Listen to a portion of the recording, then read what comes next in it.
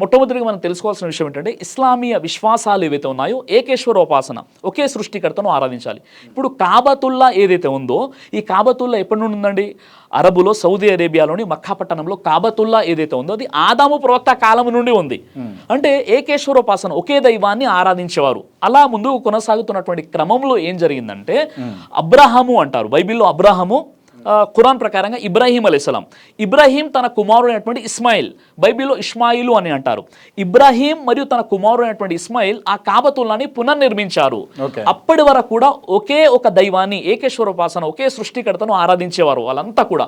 అసలు అక్కడ విగ్రహారాధన, ప్రతిమల పూజ, చిత్రపటాలు ఇవేవి కూడా లేవన్నమాట. ఒకే ఒక సృష్టికర్తను ఆరాధిస్తూ ఉండేవారు.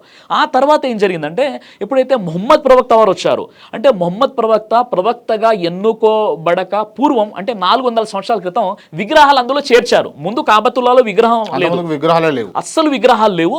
కాబతుల్లాలో ఏకేశ్వరోపాసన, ఒకే సృష్టికర్త దైవాన్ని మాత్రమే ఆరాధించేవారు అక్కడ ఉన్నటువంటి ప్రజలు.